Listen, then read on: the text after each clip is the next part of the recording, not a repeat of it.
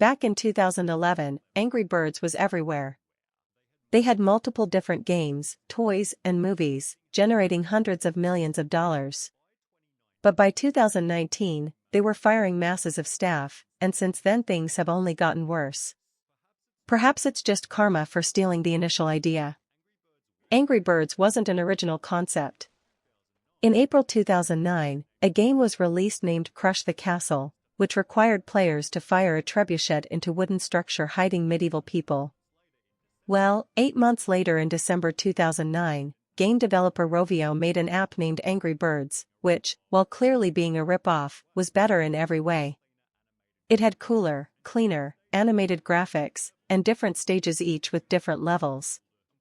You got points for every enemy killed, and points for every bird you didn't use, giving players the chance to compete for high scores. Throw in 5 different birds with 5 different abilities, as well as a cool catchy soundtrack, and it's easy to see that Angry Birds was better. They'd developed 51 games prior to Angry Birds, none of which saw even the smallest bit of success. Therefore, when Angry Birds took only 2 months to become the #1 paid app in 60 countries, they understandably took the chance to milk it. They'd make loads of different varieties like Angry Birds Seasons, Angry Birds Space, and Angry Birds Star Wars, helping it become the #1 paid app in Apple's App Store, with 6 to 7 million paid downloads. By the end of Angry Birds' first year, they'd made $10 million, but players still demanded more. We have so many fans who have asked for the plush toys, so these are going to be available in a couple of weeks, and we're really trying to build Angry Birds into this entertainment franchise. It took only 4 months before they'd announced 60,000 Angry Birds soft toys had been sold, as the game itself became the best-selling paid app of all time, within Angry Birds itself, that implement microtransactions like Mighty Eagle, which allowed players to pay to clear entire levels. With celebs like Justin Bieber even advocating for it, Angry Birds made $100 million in 2011, and went from 28 employees in the beginning of the year, to 224 employees by the end of 2011. 5 months later, they set a new world record, first mobile game series to reach 1 billion downloads.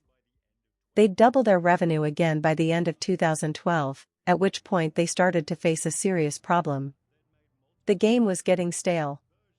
They'd made multiple different Angry Birds versions, but hadn't changed the concept in over 3 years. As a result, in the following year, their profits more than halved, with Angry Birds falling to 59th in the App Store, forcing the franchise to try a new format.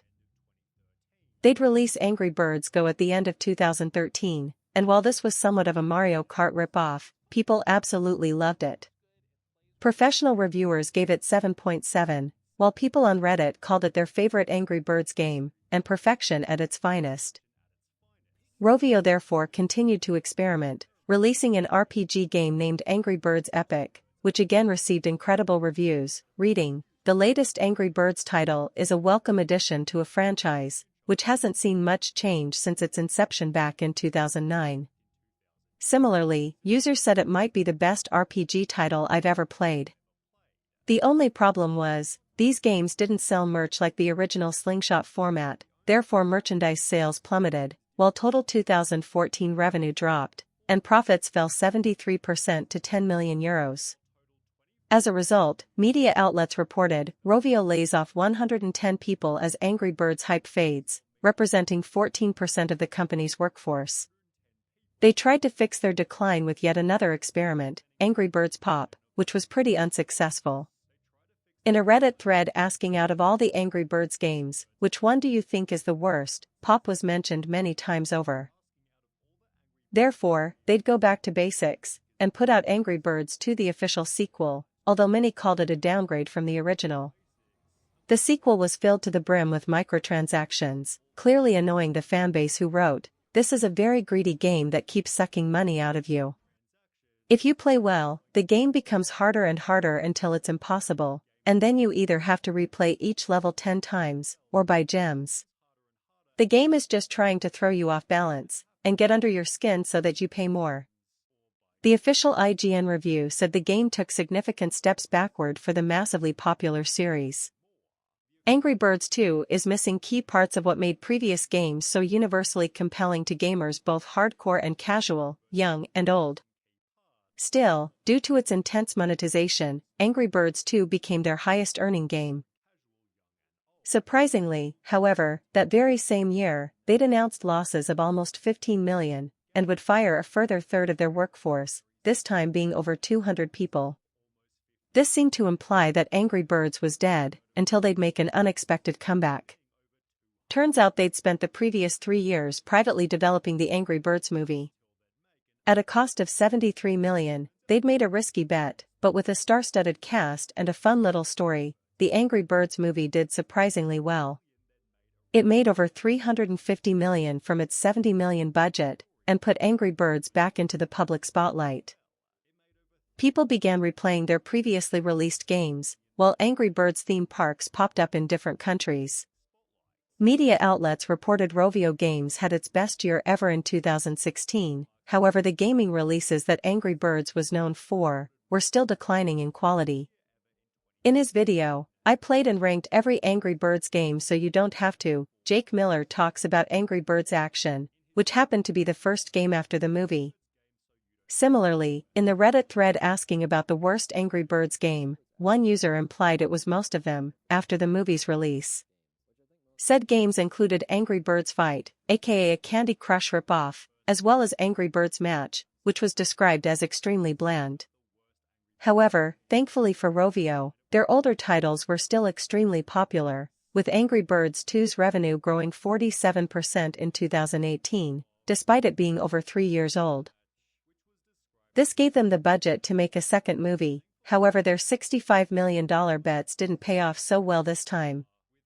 Forbes wrote Angry Birds 2 is worse than the original in nearly every way, whilst Rotten Tomatoes critics added, a distressingly ineffective sequel that grows less and less interesting and more tiresome as it unfolds. Still, the movie made a profit of $82 million, right as the company was making some weird changes. Despite their older games being low maintenance, Rovio decided to completely stop updating them. Then, without explanation, some of the older beloved titles, including the original Angry Birds, were deleted from the App Store. When people began to talk about what they'd done, people made compilations stating Angry Birds was dead. There were comments like, "Remember when Rovio actually cared," whilst #BringBack2012 began to trend on Twitter. Things got so bad that Rovio apologized, stating they only did it as, "maintaining the highest quality of updates and live operations isn't possible with our older games." In response to the backlash, they'd announced they'd plan on redeveloping Angry Birds Classic, which was re-released on the App Store in 2022, but at a price of $199 with no in-game purchases. They'd change Classic's name to Red's First Flight, making it harder to find in the App Store, thus prompting players to buy the newer, more profitable games. This successfully fooled some people, who struggled to find it on the App Store, however others knew exactly what Angry Birds was doing. They got rid of the old ones, so that you would have no other choice than to play the modern Candy Crush-esque games. They despised the games that made the company, and so lost its spirit. Rovio basically confirmed this, openly stating they changed the name due to the game's impact on our wider games portfolio. They further requested that fans continue to bring that passion to our live Angry Birds slingshot games, such as Angry Birds 2, however players weren't too happy. "We hope those fans can continue to bring that passion to our other games which have been designed to be more psychologically manipulative, and stuffed with more microtransactions. Fixed it for you."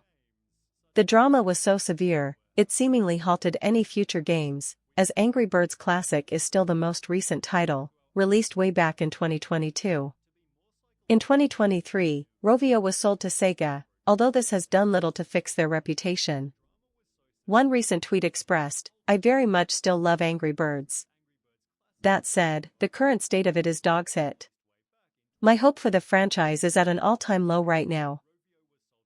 I'll just continue to enjoy what I love about it, but it's sad to see what it's become." Despite everything, Angry Birds isn't finished, as they just announced they're making a third movie, although with the rest of the franchise in decline, its performance might be interesting.